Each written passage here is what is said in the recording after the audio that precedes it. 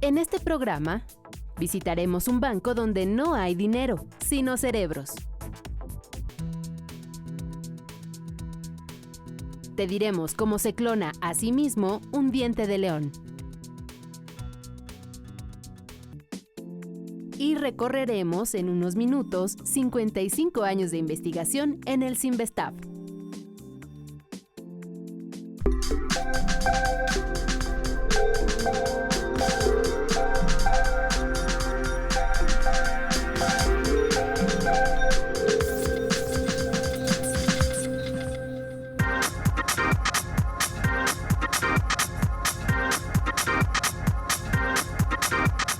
Bienvenidos a Factor Ciencia, yo soy Alejandro García Moreno y en esta ocasión los saludo desde el Centro de Investigación y de Estudios Avanzados, el Cinvestav, en Zacatenco. Este lugar ha sido un semillero de investigadores que han trascendido, además de nuestro país, a nivel internacional. En 2016, el Cinvestav cumple 55 años de estar desarrollando ciencia, tecnología y, por supuesto, investigadores de primer nivel. Quédate con nosotros y conoce más acerca de este centro de investigación. Comenzamos, esto es Factor Ciencia.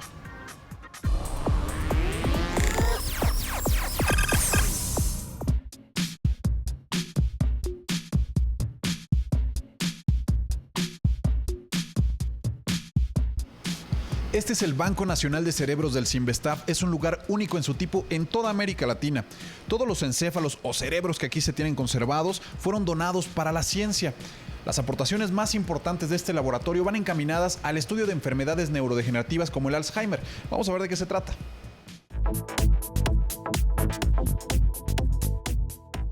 En este pequeño órgano curvo, ubicado en la parte central del cerebro, se resguarda nuestra historia personal, que nos ayuda a saber quiénes somos, le da sentido a nuestras vidas y nos ubica en el tiempo y el espacio al recordar rostros, objetos y vivencias. Se llama hipocampo y su función principal se relaciona con la memoria y el aprendizaje. Capacidades que nos permiten adquirir, almacenar y recuperar información. Al dañarse el hipocampo aparecen enfermedades como el Alzheimer, ocasionando en las personas confusión y pérdida de la memoria. No se trata de pequeños olvidos, como no saber dónde dejamos objetos, sino de olvidar que los perdimos y una vez que nos topamos con ellos, no saber para qué sirven. El Banco Nacional de Cerebros del Centro de Investigación y de Estudios Avanzados, Cinvestav, del Instituto Politécnico Nacional, lleva más de 15 años investigando sobre cerebros y Alzheimer. Realmente la enfermedad se caracteriza por la acumulación de algunas estructuras patológicas en áreas específicas, que sería el hipocampo, y de aquí obviamente es porque es la respuesta realmente a esta demencia, ¿no? Porque las neuronas van muriendo por acumulaciones masivas de filamentos de estas mismas neuronas y finalmente las matan. Esos filamentos o marañas neurofibrilares de proteína tau, al igual que las plaquetas de amiloide beta, cubren por completo las neuronas y las aíslan de otras, interrumpiendo la información que contienen. Cuando el Alzheimer se encuentra en una etapa severa, debido al gran número de neuronas muertas, los daños son evidentes. El cerebro se encoge, presenta huecos y surcos profundos. La diferencia más notoria entre un cerebro de Alzheimer y un cerebro control a nivel macroscópico es la disminución del volumen del cerebro, así como el aumento de las circunvoluciones. Uno de los problemas de la enfermedad es que solo se puede detectar en etapa avanzada. La prueba realmente fehaciente de esta patología es el análisis del cerebro post-mortem, ¿sí? Porque anterior sí se tiene cierta certeza y acercamiento a ese diagnóstico, pero realmente no hay ninguna prueba confirmatoria en vida de los pacientes, ¿no? Ahora bien, en etapas muy avanzadas clínicamente se puede detectar por imagenología si se ven las alteraciones a nivel de ciertas áreas, como te comentaba. El Banco Nacional de Cerebros cuenta con 350 encéfalos sanos y enfermos que han sido donados para su estudio. En el laboratorio lo que pretendemos es que al tener nosotros el tejido ya en custodia de las donaciones que nos hacen los familiares, este tejido se mantiene en óptimas condiciones para investigación. Vemos el procesamiento de proteínas involucradas en esta enfermedad neurodegenerativa que es el Alzheimer, vemos su comportamiento y tratamos de buscar un método de diagnóstico también temprano para esta enfermedad.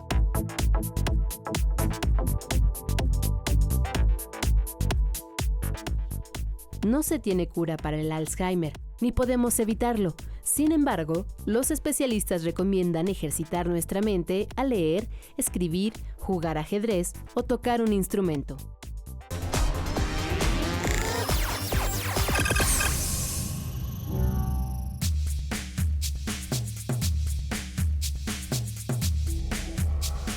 Los primeros pasos de esta gran institución justo se dieron aquí, en Zacatenco, al norte de la Ciudad de México. Y a 55 años de su creación, el CINVESTAF ahora tiene presencia en distintas ciudades en la República Mexicana. Todas persiguen un mismo objetivo: crear científicos e investigadores de la más alta calidad, no solamente a nivel nacional, sino mundial.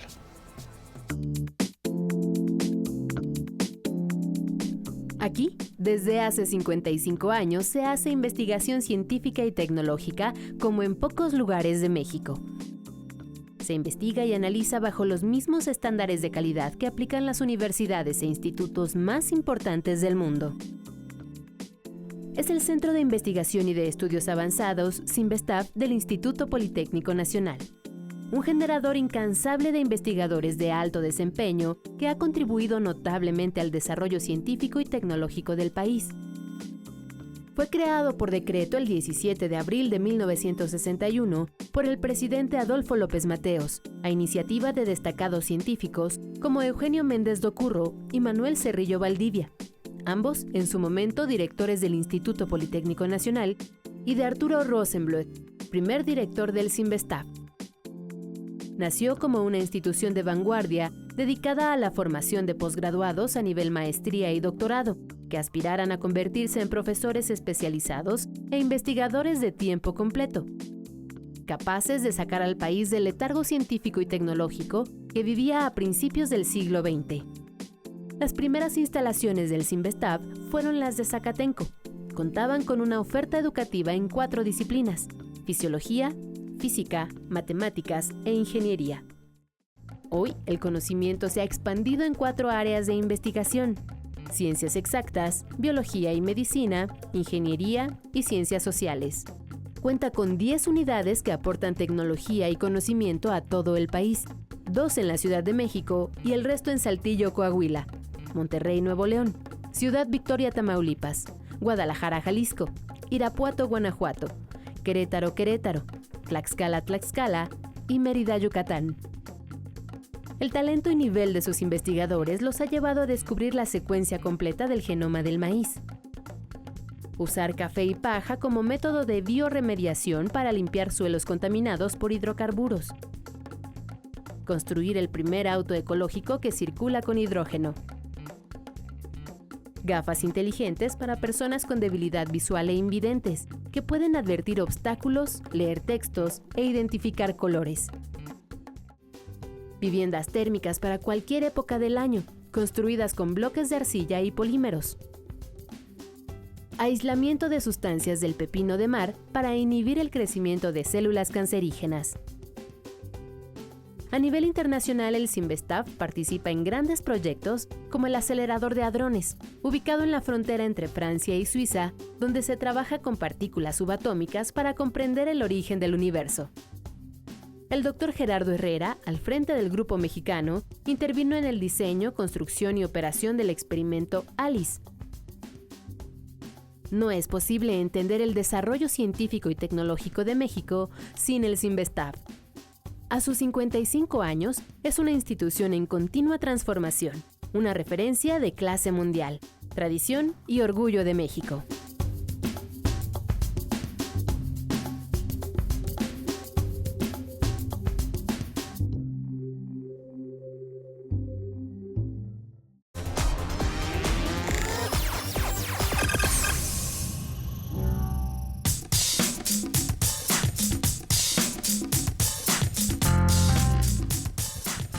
Como parte de la medicina molecular, los científicos han desarrollado disciplinas que nos ayudan a entender mucho mejor la complejidad del cerebro y, por supuesto, las enfermedades que lo aquejan. Aquí te presento una de ellas, es la optogenética.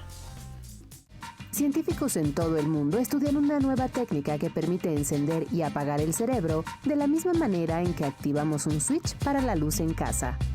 Se trata de la optogenética, una rama de las neurociencias que explora la capacidad de controlar la actividad neuronal a través de impulsos de luz. Es una nueva técnica que usan las neurociencias para averiguar cómo funcionan los circuitos y mezcla técnicas genéticas de biología celular y molecular con métodos ópticos y eléctricos de registro. Esta técnica optogenética permite a los científicos por primera vez poder modular la actividad neuronal, tener control de la actividad neuronal, no nada más poder medir la actividad, sino también ahora poder estimularla y controlarla con pulsos de luz. Esta técnica relativamente nueva fue desarrollada en 2005 por el científico Karl Deisseroth de la Universidad de Stanford, quien logró controlar el aleteo de una mosca cada vez que ésta era expuesta a impulsos luminosos.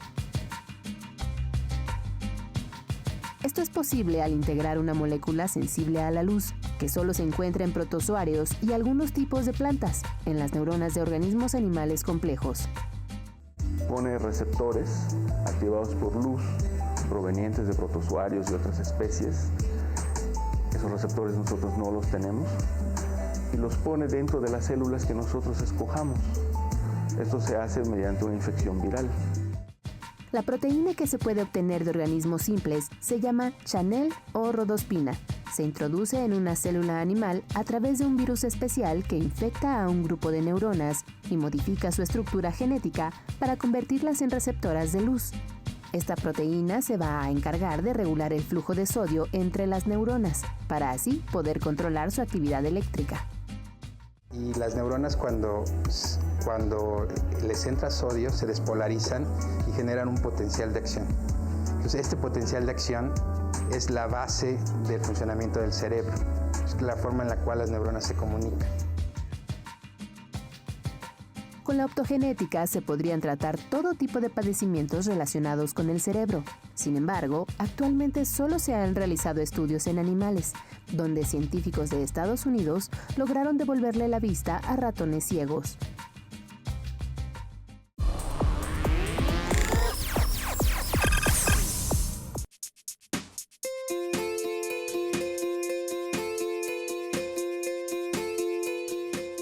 En los seres vivos, la reproducción es un fenómeno que permite que una especie perdure. En las plantas podemos encontrar distintos tipos. La sexual, en la que se involucran gametos, uno masculino y uno femenino, y que se puede presentar en un solo individuo o en dos de ellos. Y también encontramos la reproducción asexual, y esta es un poco más interesante. Algunas plantas son capaces de producir individuos idénticos a la madre. A este tipo de reproducción se le conoce como apomixis. Aquí te la presento.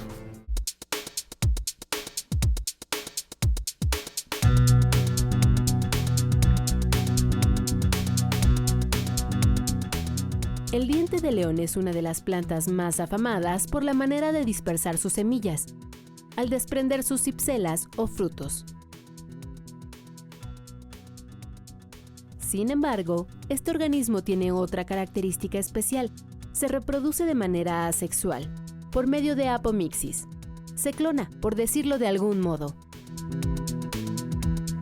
La apomixis es, creo yo, como un embarazo nervioso que funciona.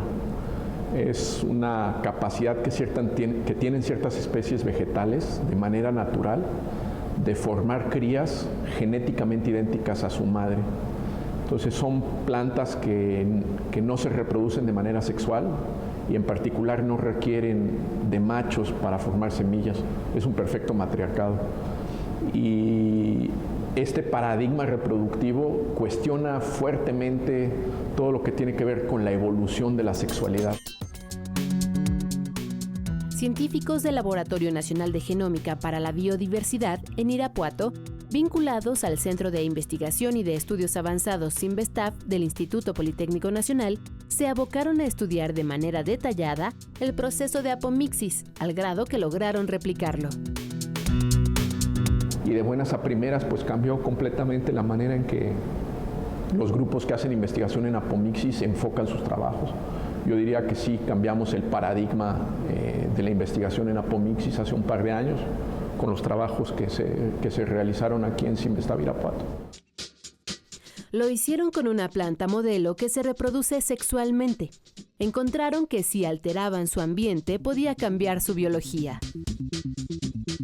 Hay toda una serie de elementos del ambiente en particular, puede ser temperatura, puede ser fotoperíodo, es decir, qué tan largos son los días o las noches, que influencian la manera en que las plantas ejecutan programas genéticos para formar semillas. Entonces descubrimos que podemos modular la manera en que una planta forma semillas a través de estos factores epigenéticos.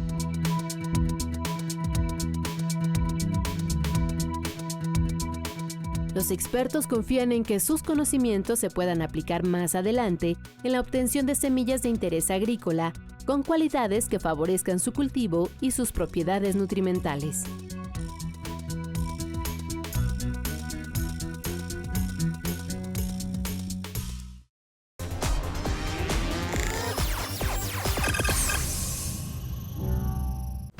En este programa continuamos festejando los 55 años del Sinvestav.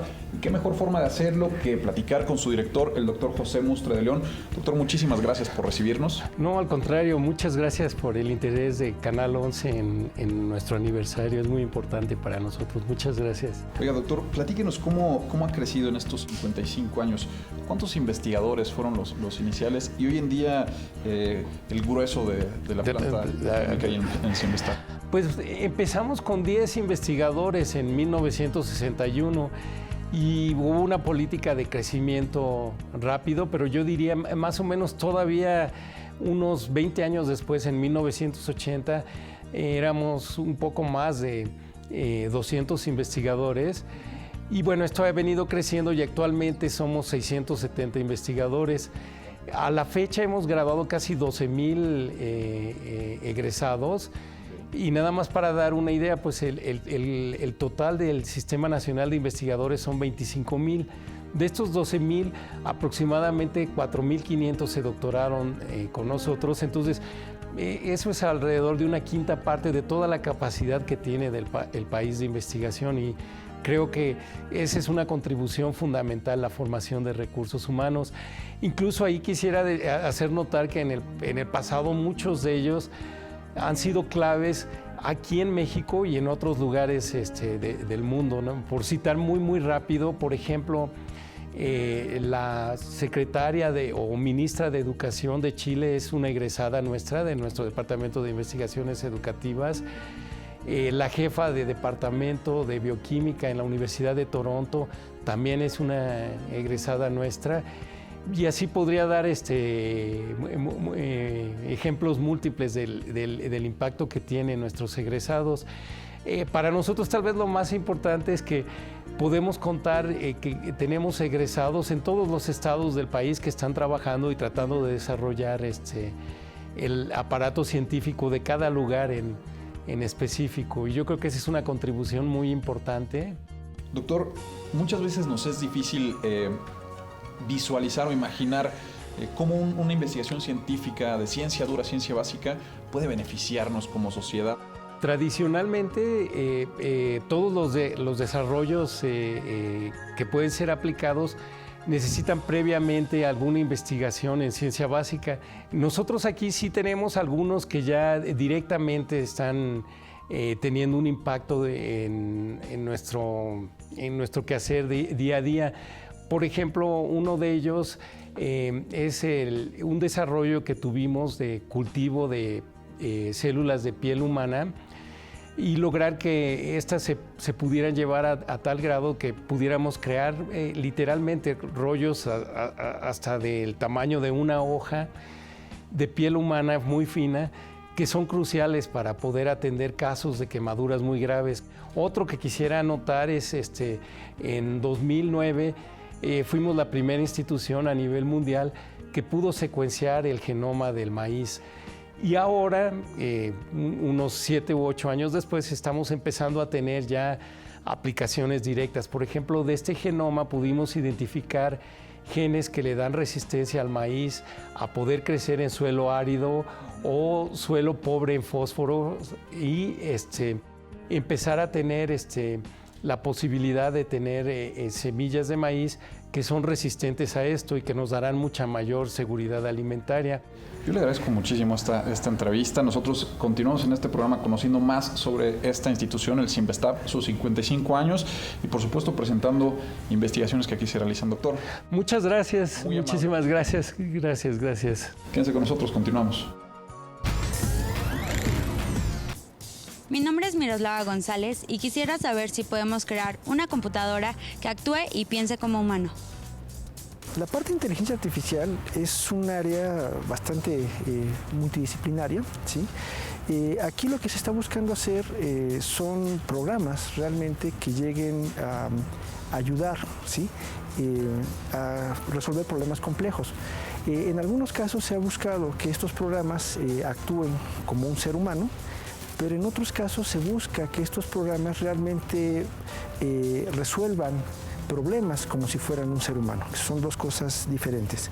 Si nosotros nos vamos al enfoque de querer que actúen como un ser humano, tendríamos que decir que el programa sí tendría sentimientos, tendría estas cuestiones, entornos psicológicos, filosóficos, ¿no? que todo humano tiene. Y en el otro caso lo que se buscaría es que llegue a resolver un problema de una manera como lo haría un experto, ¿no? Evidentemente todavía estamos un poco alejados, ¿no? de una visión de tener una computadora que llegue a pensar por sí mismo, tener conciencia de sí mismo y poder decidir o llegar a puntos como lo comentaba Isaac Asimov, ¿no? De las 3 leyes de la robótica y demás. No, todavía estamos alejados de esa parte, ¿no? Estamos, como se comentó, en un punto donde tenemos máquinas que pueden llegar a comportarse como humanos, ¿no? que pueden aparentar cierto nivel de conocimiento, cierto nivel de razonamiento, y en algunos casos podemos tener algunos procesos que se comporten de una manera inteligente, ¿no? Pero de ahí a tener un conjunto de una máquina que se comporte como un humano, que sea una réplica de un humano, estamos muy, muy, muy lejos todavía de eso.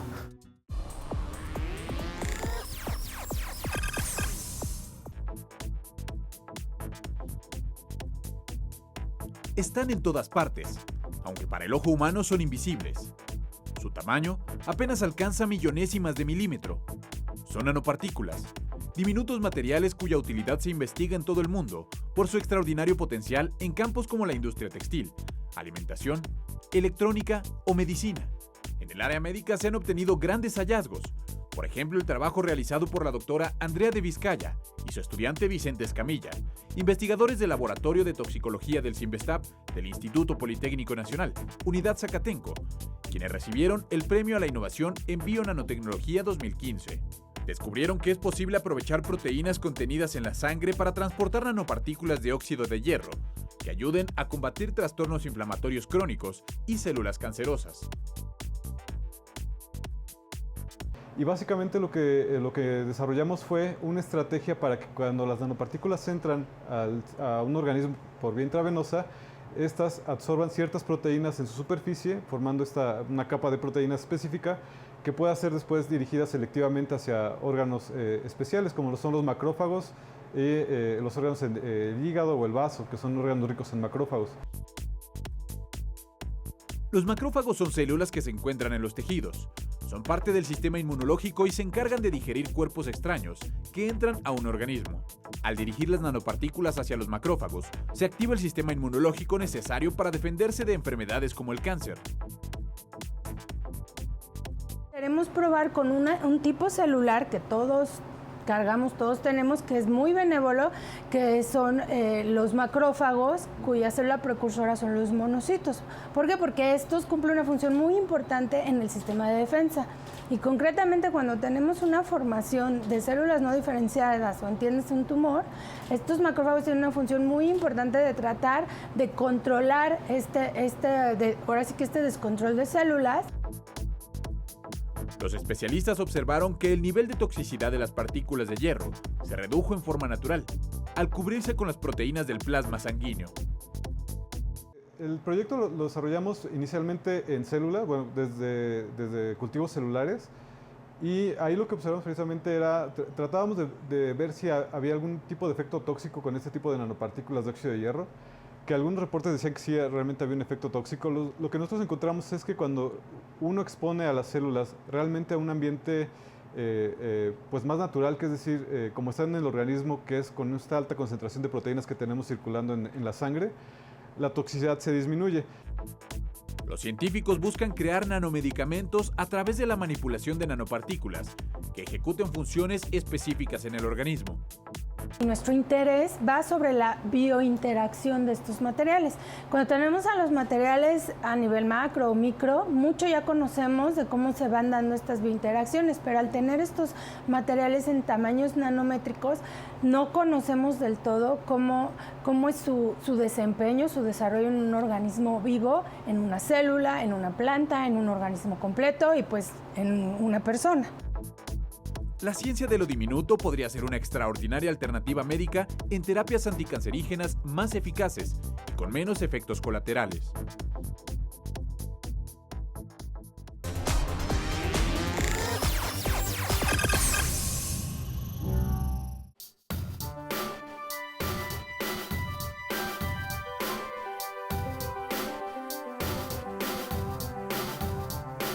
Espero que hayas disfrutado de este programa que realizamos en el Centro de Investigación y de Estudios Avanzados, el CINVESTAF, en su unidad Zacatenco.